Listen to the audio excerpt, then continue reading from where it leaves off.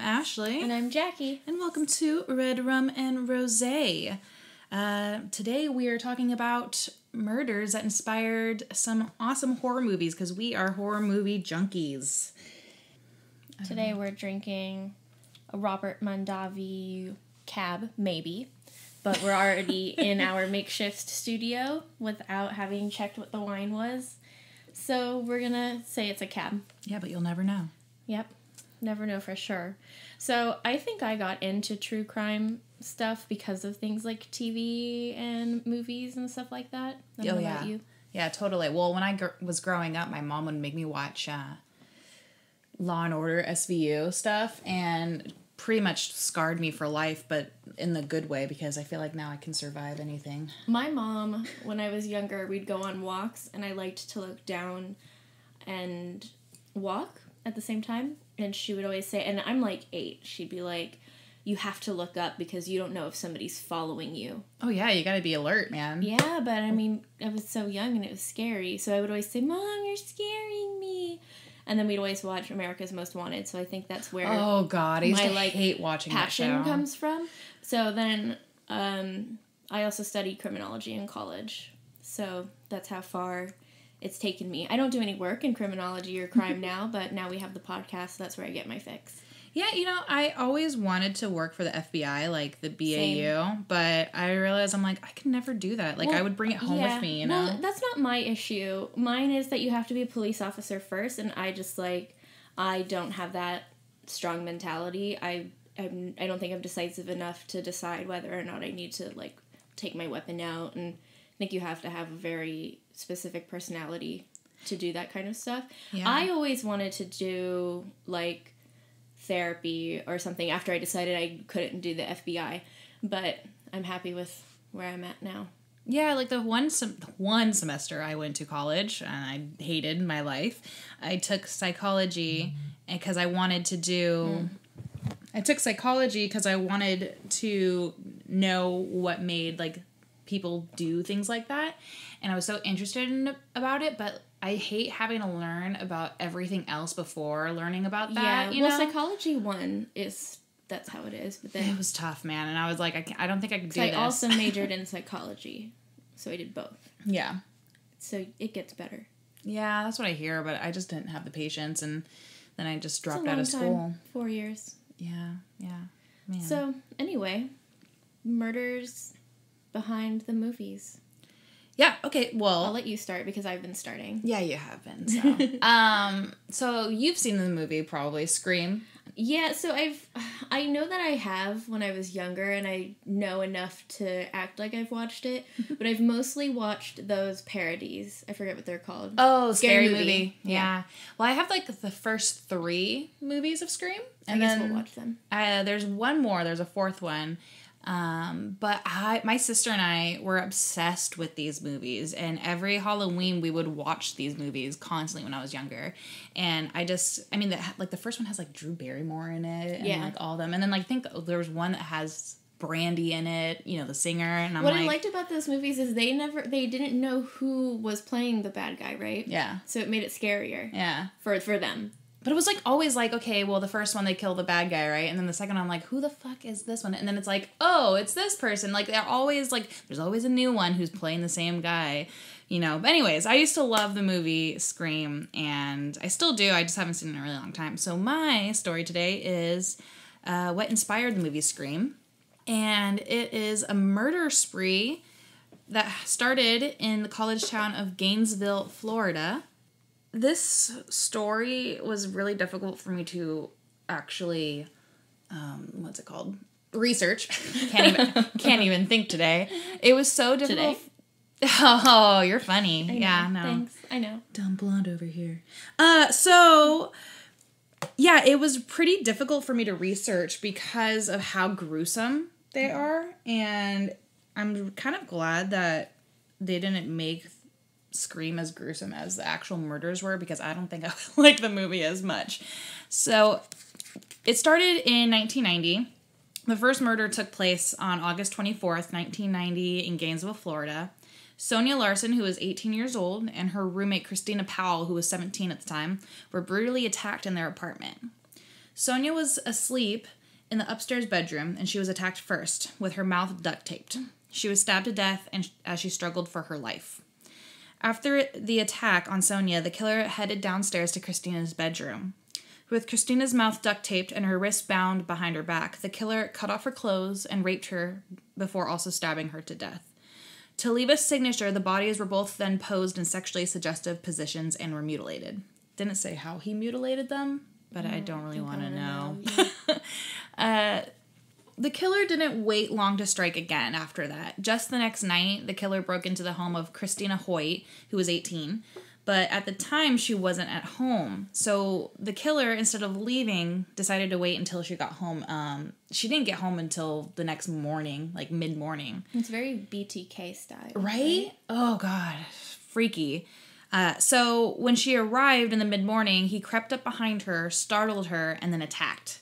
This is why you check every nook and cranny when entering places, right? Well, yeah, like, even at my house, like, I will look in my closet, I will look behind doors. Wait, you do that at home, too? Yes, I do it at home, and I have my dog sleep in my room with me. But you know what? Like I said, I will be prepared if anyone is going to be, you know, trying to hide and surprise me, because, haha, I check things. Well, okay, but if somebody were to actually be in a closet when you opened it, just because you were checking, they'll still surprise you.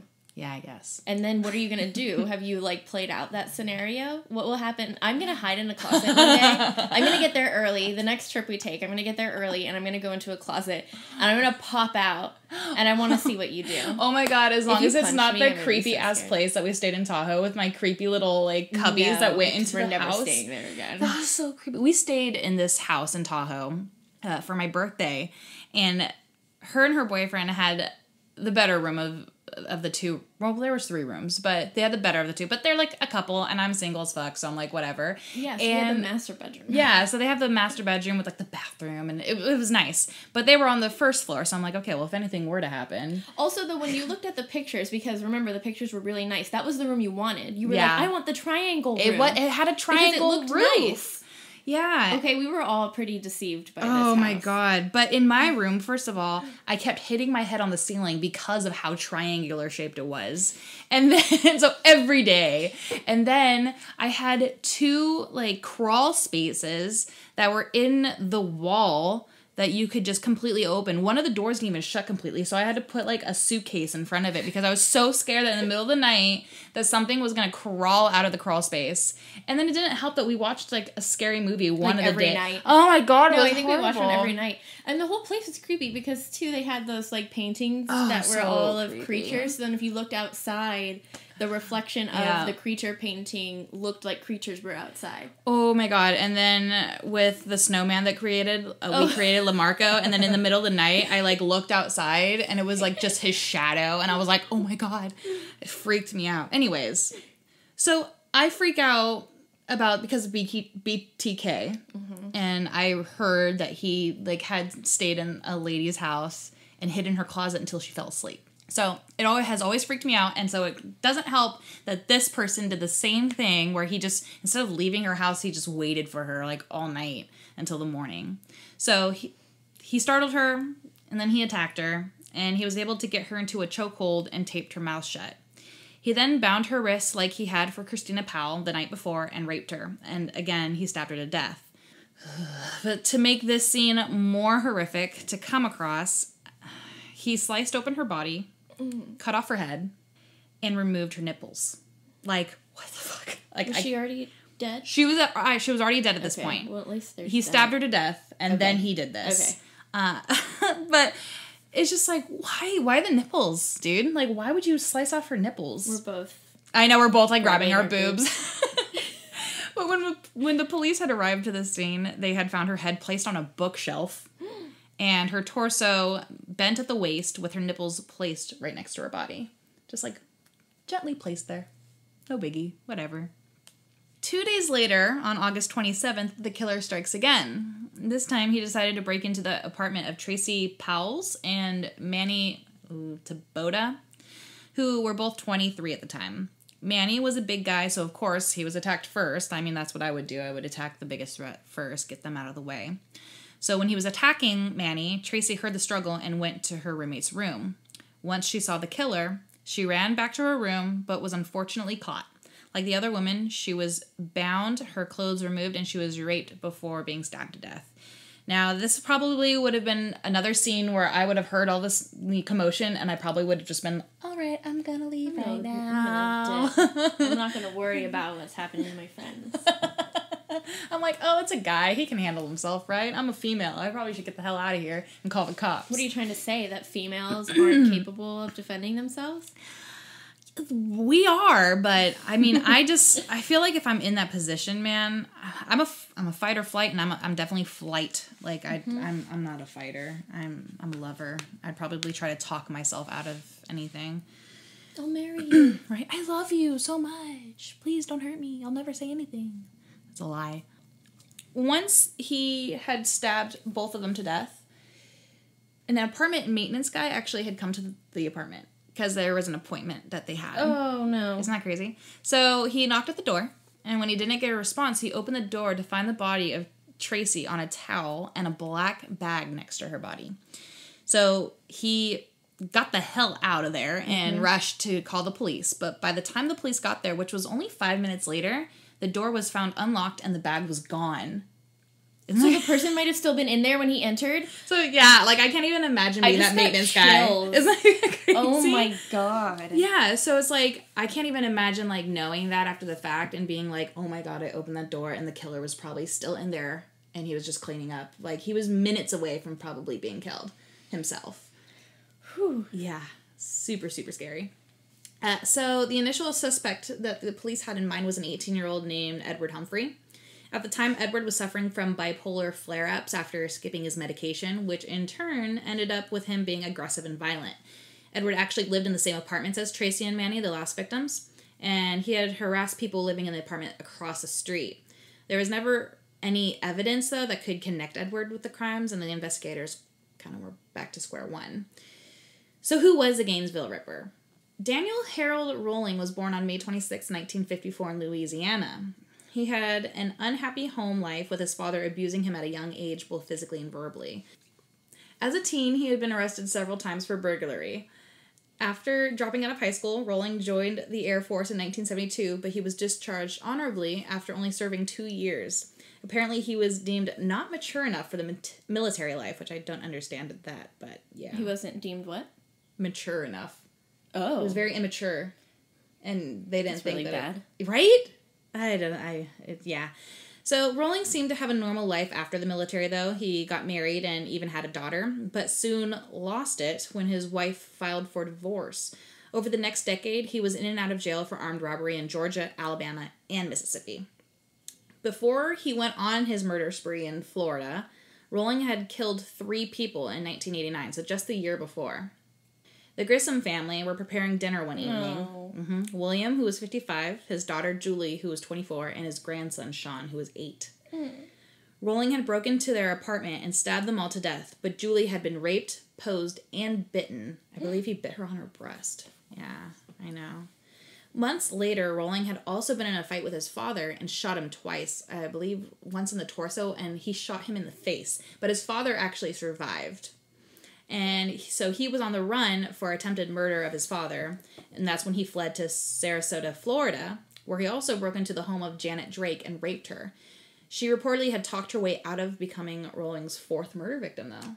Look at that. I know. See? Proof that you might be able to talk yourself out of being murdered. I know.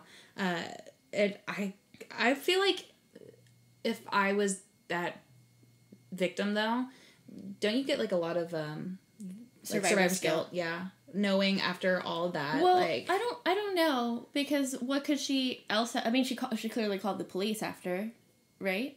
It's not like she didn't call the police. I think she did call the police, but he was wearing a mask. Oh. So... I mean, there was nothing she could do. Yeah. I could see why in other cases where, like, if you are in a house, like the case we did last week where... the girl, she ran out of the house without her phone. How she could have intense survivor's guilt, because I know I would. Yeah. But I don't... But it's also, like, her boyfriend, too, who was the murderer as well. No, it wasn't her boyfriend. The one who It was her friend. It was their friend's boyfriend. Oh, yeah. See, Yeah. I'm already forgetting shit. Yeah. Horrible. Yeah, I don't know. I mean, I wouldn't think that she could have done anything different. After the murders in Gainesville, Rolling had returned to his old ways of armed robbery and was apprehended after trying to rob a Winn-Dixie supermarket, which is kind of crazy just to be caught like that after doing all these murders. I can't even imagine. It's kind of like, what was his name? Someone like there was a serial killer who wasn't Dahmer just caught like on a routine traffic stop. No, that was actually Ted Bundy. Oh. That's how he got caught, and then he fit the description too, right? And then he had but just a traffic stop. So this guy got caught robbing a supermarket. It's stupid. After he was arrested, why would you go do some other sort of like random crime when you've been murdering people and getting away with it? I guess at that point, but he started off with robbing. I know, but now you've killed people and you don't want to get caught. But I guess at some point you get such like an ego that you're just like, oh, I didn't get caught for murder. I'm not gonna get caught for robbing. Right? They think that they're untouchable. So after he was arrested, police had actually found his campsite that he had been staying in, and it had evidence tying him to the murders. So that's how that happened. So after 12 years on death row, Danny Rolling was put to death by lethal injection on October 25th, 2006. When asked for his final words, Rolling burst into song, singing a rambling gospel number with the refrain, "None greater than thee, O Lord, none greater than thee," before the mics were turned off and the drugs entered his bloodstream.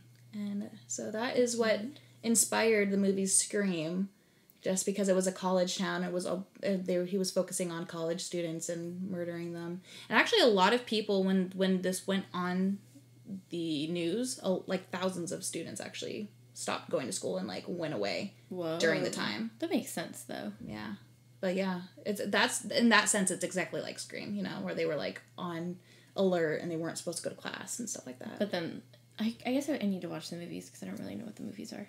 Oh, God. Yeah, well, I have like almost all of them, so I'm excited to hear yours. I forgot what you were gonna do. Oh, I don't even know did you tell me what you were gonna do? Yes, I did. I texted it to you. I have such a bad memory. Jeez. You just don't pay attention to me. That's fine. When you hear the name Amityville, New York, okay, most people get a sense of dread. It's all due to a 1977 book and later Amityville horror movie franchise. And while some can speculate on the haunting horrors that supposedly went on in the home, the real horror is the story behind the movie, which is the slaying of the DeFeo family committed by their own family member. Yeah, this story has always freaked me out, but I loved the newer Amityville horror just because... It scared me so much. But then also, I rewatched it, it's not that scary. What's his name is just so freaking hot. He did a good job. I think every episode you have talked about the creepy person's attractiveness. Oh, but I think you have a problem. Okay, the actor is. I know, but still, every single episode, all you're talking about is hotness of people. Yeah. Ashley's single. I am single. If you didn't know. Use the podcast to get you some dates. Anyway, so yeah, the movie scared me when it came out, but we actually just recently rewatched it because I was doing this for the episode. And it's not that scary. They do have the girl character named Jody who doesn't actually exist, and I think she was kind of the creepiest part because kids in movies are always so fucking creepy. Yeah, I actually haven't seen that movie in forever, so thanks for the invite. Oh, cry me a fucking river! I think I have that movie though too. I know you do. So, Amityville, New York is a small upscale village in Suffolk County, New York. Its current population is around 9,500 people, which is pretty close to its population back in the 70s when this crime occurred. And in the early morning hours of November 13th, 1974, in this small village, 6 members of the DeFeo family were slain in their beds with a .35 caliber rifle. So who were the DeFeos? Ronald DeFeo Sr. was born in 1930. He was described as an attractive man with suave looks, which is how he attracted his future wife, Louise. Louise was also a very beautiful woman who wanted to pursue a modeling career. She was so beautiful, she even attracted the legendary jazz singer Mel Torme. I forgot how to pronounce it. Luis's father owned a Buick dealership, which is how the family was able to afford their lifestyle. The two quickly wedded after a quick courtship, which wasn't approved by Luis's family, and she didn't actually speak to them until the birth of her first son, Ronald DeFeo Jr., or Butch, when he was born in 1951. I know. What a nickname. I know. Butch. Hey, Butch. So the family was living in Brooklyn at the time, and we're just going to keep calling Ronald Jr. Butch because that's what they called him. He had a rough time growing up. His father was domineering, and since Butch was his first son, Ronald Sr. expected so much more from him, and he wasn't afraid to discipline Butch physically.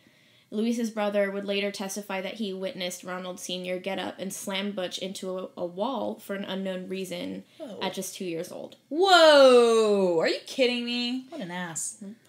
Jeez. What's with all these abusive, fathers? The times were different. I mean, I'm not excusing it, but also the times were, different back then. Yeah, it's just so... I mean, slamming into a wall is very extreme, but... Yeah, I mean, I know my mom's growing up was quite different. Also, she grew up in the Philippines, but, you know, a slap here and there wasn't very uncommon. That's crazy. Yeah.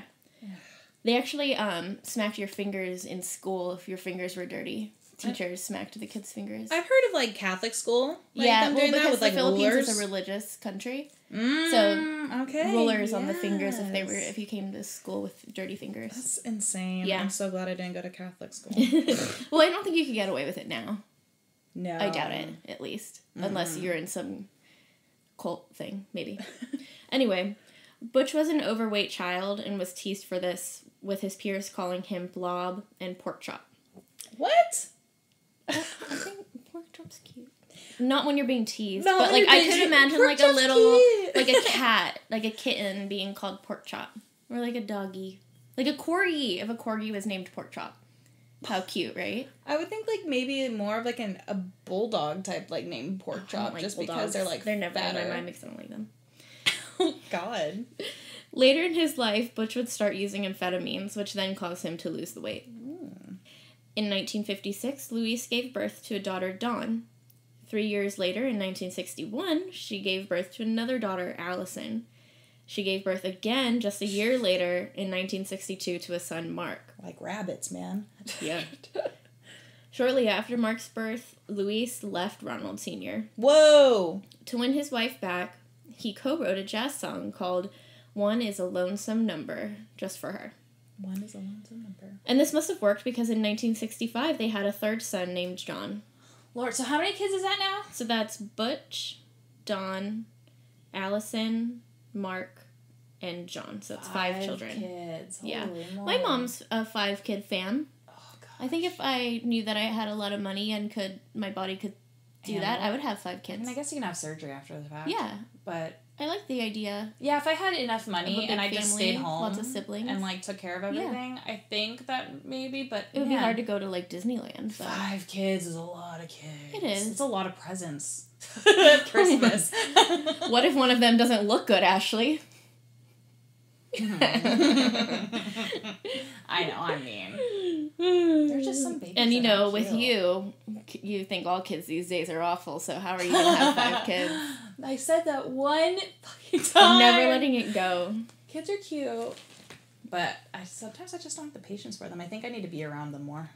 Probably. It's kind of like dogs. You have to be around them a lot to not love get them. annoyed by them all the time. By the time that John was born, they had moved from Brooklyn to the home in Amityville. The DeFeo home was a huge 3-story Dutch colonial home built in 1925, and at the end of their large lot, they even had a boathouse, which sat on the Amityville Creek.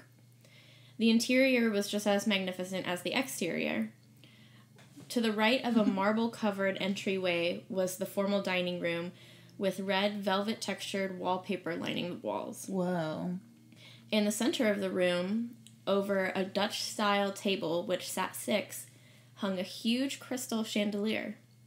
And across the entryway was the living room, which contained a baby grand piano, lavish paintings and statues all over the room. So the DeFeos really insisted on expensive items for their home. Yeah, their home seems real fancy. Very fancy. As Butch matured, he would physically lash out at his friends and family. His parents tried to give him tough love and eventually tried sending him to counseling, which he just never stuck to. When that didn't work, they tried pampering him. Okay. They gave him money and lavish gifts, including a speedboat, but this definitely didn't help. Yeah, you probably shouldn't be doing that shit, like, if they're lashing out. I feel like that's, like, almost like rewarding it. Yeah, it's like a dog. Yeah, it's like you don't reward the bad behavior. Oh, gosh. He started relying heavily on drugs and alcohol around his teens, becoming an LSD and heroin user by the age of 17. No. He was then kicked out of school for his violent outbursts. Despite this, his parents gave him a job at the dealership owned by his grandfather. Little was expected of him, and despite hardly ever showing up, he got a steady cash flow, which he used for guns, alcohol, and drugs. I'm not surprised. Wait, did they know that he was, like, using? I don't know if they know he was using drugs, but he had all the outbursts and stuff. I'm sure maybe they suspected something. He probably needed to be on, like, medication. Maybe he had bipolarism? Bipolarness? I don't know. Maybe. So his behavior seemingly got worse as time went on. On a hunting trip, Butch got mad at his friend and pointed a loaded rifle at him. Ooh. He also pointed a loaded shotgun at his father. Butch actually pulled the trigger on the shotgun. The gun just didn't go off. Oh, so my God. I'm not sure that's really something you can come back from because you know that person just really wanted you dead.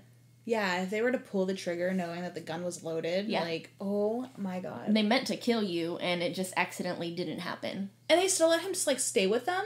Like, yeah. What the fuck? Well, it's your kid. Even though they're troubled, I guess. I don't know. I don't know, I don't have kids, so I can't speak. But that's a little insane. Yeah, like to the point where you would have killed your father. I wouldn't be able to sleep at night if I was a father. Yeah. I'd be too nervous. So let's fast forward to 1974 when Butch is about 23, Dawn is 18, Allison is 13, Mark is 12, and John is 9.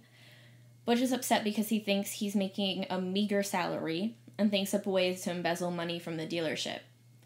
So one day he was tasked with taking about $20,000 to the bank. Butch planned to have a friend help him fake a robbery, which actually went as planned until the police started questioning Butch. Instead of answering the questions, he became extremely volatile towards the officers and refused to comply. Ronald Sr. questioned Butch about his suspicions, but Butch just responded with death threats towards his father. In the early mornings of November 13th, 1974, he acted on those threats. Picking up a .35 caliber rifle, he walked into his parents' room and shot them both. He then made his way to his brother's rooms and shot them both in their beds. He ended the killings when he shot both his sisters in their bedrooms. So, were they all still sleeping even after the gunshots to his parents? I mean, gunshots are loud. How would you still be able to sleep? He could have silenced it. A rifle? And put, like, a pillow over it and then shoot. Oh my God, because I'm like, I mean, we just went shooting, and it's loud, you know? Like, very loud. Even with, like, earplugs, you can still hear it, you know? Yeah, so I think they were all asleep. Jeez. So he must have done something. Yeah. So all 6 slayings took 15 minutes. Then he just went on with his day. He showered, changed, and got ready for work. He collected the bloody clothing and murder weapon, put them in a pillowcase, and dumped them in a storm drain on the way to work. While at work and throughout the day, he tried to establish an alibi. He called home to try to reach his father. He left work at noon to hang out with friends at a bar because he was bored, making sure to tell his friends that he couldn't reach anybody at home. Finally, in the early evening of that day, Butch entered Henry's bar and yelled that somebody needed to help him. He thought that someone had shot his mother and father. Butch's best friend happened to be at the bar at the same time, and his name was Bobby. He rushed to Butch's side after Butch collapsed to his knees. Butch continued to cry hysterically, telling Bobby that he just had to help him. And with that, 6 men piled into Bobby's truck and headed over to the DeFeo family home, which was actually pretty close to this bar. This is so fucked up. Wait, is Bobby the one that had the gun pointed to him? I don't know the name of the friend who he pointed the rifle at. I would not be friends with him. I know. I'd be like, fuck you. I'd be like, you're the one who killed everyone because you already pointed a gun at me. So I mentioned earlier that the family home was huge, but one of the most distinguishing parts of the home was the front yard. Overlooking the street, there were 2 quarter moon windows that looked like eyes up on the second story that kind of looked down onto the grass. And in the grass, there was a lamppost with a sign that said, High Hopes. And it was supposed to kind of symbolize their life in Amityville, how they had grown there. So just imagine walking up to this home in the dark, knowing that you're most likely going to find a grisly scene inside. And then you see this High Hopes sign, and it's like, your hopes really aren't that high. So depressing. Going in. So sad. They also did ask Butch, like, are you sure they're not asleep? And he said, no, I saw them. So they kind of know that they're going to walk into something bad. So what I would question, though, is, like, if you saw them, why did you go to the bar and say, I think people shot my parents, rather than just calling the police right then and there, you know? I don't know if I would think too deeply about it. I think that if somebody who, like, my best friend, just like I always tell you, like, why would you call me first? But if you did call me, I wouldn't think too much about it because you're in an emergency, I guess. I don't know. So, with Bobby in the lead, the men ran inside and went straight upstairs. So Bobby had been friends with Butch for so long, he knew the ins and outs of the house and knew where the parents' room was. So he went straight upstairs to the parents' room, and it was there where they were just met with the stench of death. Bobby turned the light on and saw Ronald Sr. and Luis. Ronald Sr. had a hole in the center of the back of his back, which made it clear that he wasn't just sleeping. Luis's body was underneath a blanket, so they couldn't exactly see her wounds, but she wasn't alive. Bobby was clearly ready to pass out, so another man, John Altieri, continued the search on the second floor while Bobby went downstairs to collect himself. Altieri made his way from room to room until he got to the DeFeo boys' room. It was here that he caught sight of John and Mark DeFeo, lying face down in their beds. John's shirt was soaked in blood, and Mark had a clear gunshot wound to his back. Altieri then left the room, and another man called the police. So they actually called the police when they found the boys. They hadn't actually found the girls yet, because remember, he killed them as well. Yeah, I just can't even imagine just the stench, because he had killed them the night before. Yeah. And they sat there all day long until the next evening. So I can't even imagine how bad that would be. Yeah. Like 6 bodies just In a house, yeah. Yeah. So let's just remember that Butch said that he was out, came home to the family having been shot. And we know he did it, but at this point nobody else really does. Eventually all 6 bodies were found and the questioning began. When asked who he thought who could commit the crime, Butch said that he believed it was a mafia hitman named Louis Fellini. He said that there was an old grudge between Fellini and the DeFeo family over some work that Butch did for him at the dealership. Butch told police he was up late, couldn't sleep, so he just went to work early and was out for the rest of the day. With Butch placed in protective custody, they went on looking for a suspect and continued to search the massive DeFeo family home. As police walked through their home, the inconsistencies were impossible to ignore. There were no signs of a struggle or evidence that the family was drugged. No neighbors who were awake at the apparent time of the murder heard any gunshots. They only heard the DeFeo family's dog barking throughout the night. And the biggest find was an empty box for a recently purchased .35 caliber Marlin gun in Butch's room. Oh, Lord. What an idiot. Yeah, like, why wouldn't you clean everything up? I don't know. Stupid. As the investigation went on, a clearer timeline was constructed. The family had all still been wearing their pajamas, making it more realistic that the murders occurred in the early mornings rather than later in the day, as Butch had claimed. This placed Butch in the home at the time of the murders. Boom. When confronted with this evidence, Butch frantically changed his story. He claimed that Fellini, a mafia hitman, came to the home with an accomplice and put a revolver to Butch's head. It was then that the 2 men dragged Butch from room to room as they murdered his family.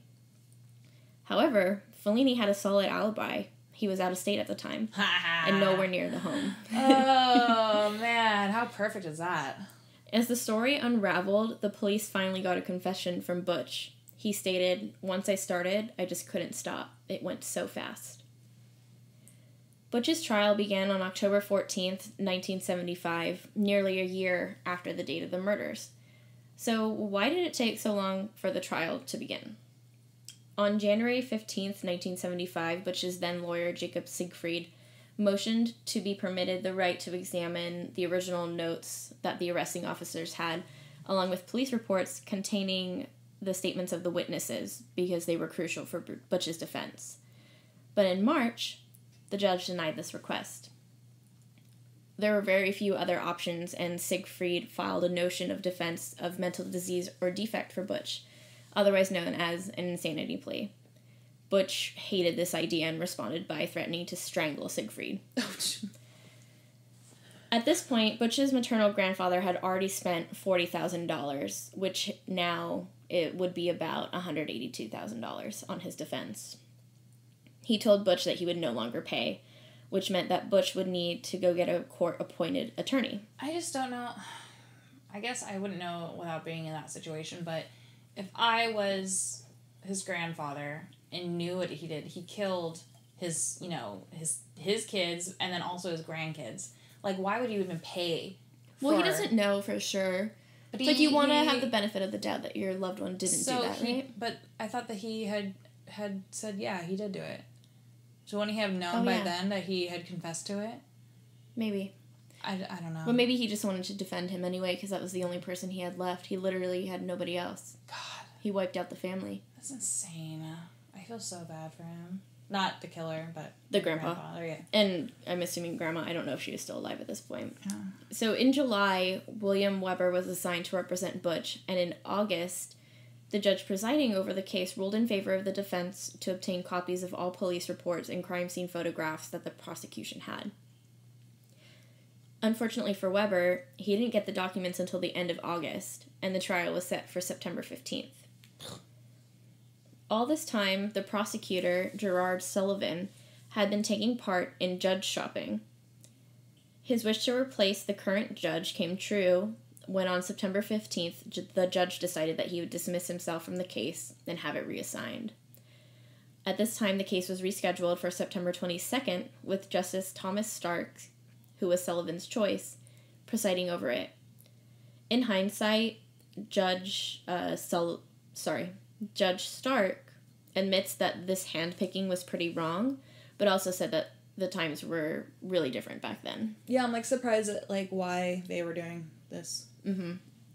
Well, when you watch a lot of TV shows, they always hope that a certain judge is presiding because maybe they have certain views on your particular case. Yeah.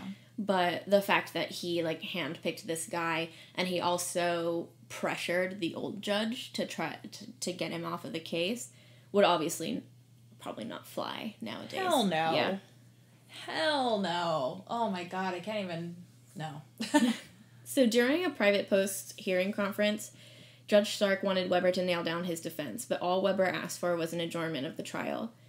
He needed this 60-day adjournment because he had only been retained as Butch's lawyer in July, and he didn't receive any paperwork until late August. In addition to this, there were many findings of possibilities of multiple killers, different weapons, and accomplices not being prosecuted. There's also an uncooperative witness who could give Butch an emotional strain defense rather than an insanity one. If that was successful, the charge against Butch would be reduced from second-degree murder to first-degree manslaughter. Oh, God. But the judge denied his request, and jury selection was to commence on October 6th. Thank God. Since no other method of defense were working, Butch needed to be convinced to plead insanity by pretending, among other things, to hear voices in the Amityville house. And that's what really began the Amityville horror hoax. I did read that while he testified that he heard voices, he actually ended up accidentally or something saying that he didn't hear voices later in the trial. But I meant to go back to that and then forgot until I was talking right now.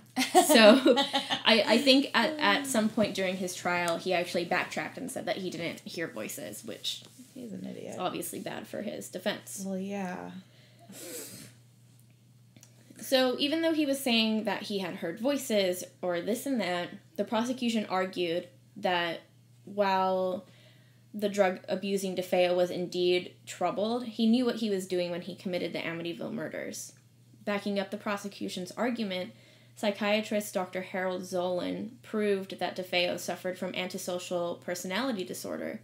The illness made him aware of his actions, and it was motivated by a self-centered attitude. With all of this, a jury convicted him on 6 counts of second-degree murder and sentenced him to 6 concurrent sentences of 25 years to life. Officially, Butch acted alone, but we're not done here because unofficially there was evidence that pointed to a conspiracy. What? Herman Race, who's a former detective, was hired by Butch's grandfather to investigate the murders. His grandfather, all this time, had been under the impression that his grandson did not act alone in this crime. So that's probably why he wanted to pay for his defense. I just didn't want to say it when you asked the question. Okay. Because I was going to get there. That's crazy. I've never heard this part.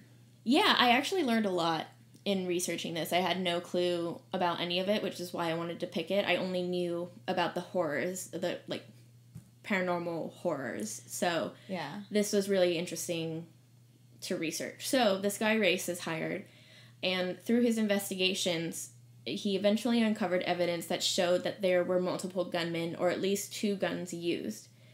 During a private court hearing, Race's findings were corroborated by the prosecutor and the medical examiner, who was actually surprised that only 1 man was being accused of the murder. And in 2000, Butch changed his story. He said that along with his sister Dawn, he and some of his friends committed the murders out of desperation. He also admitted that there were no ghosts, demons, or voices, just 3 people committing cold-blooded murder. But why? Why would Dawn want to kill her parents or her whole family? But then she ended up being killed in the end too, like in bed. Mm-hmm. So that doesn't make sense. So, according to Butch, Dawn was mad that her father was preventing her from joining her boyfriend in Florida. On top of that, she was just tired of the abuse. She approached Butch about killing their parents, which he initially refused, of course. After, pulling the trigger and not shooting his father. Okay. But after taking many drugs and drinking, he gave in. From there, Butch, Dawn, and 2 of Butch's friends headed for their parents' room around 1 a.m. The parents were attacked while they slept, but Mr. DeFeo was able to get up and attempt to counterattack the assailants. Luis just lay in bed, so they shot them both. Yeah. Luis was laying in bed as she slowly bled to death, so they shot her a second time. And what about the children? The original plan for them was to be taken to their grandparents' house, but Butch says that Dawn killed them in order to eliminate the children as witnesses and potential threats.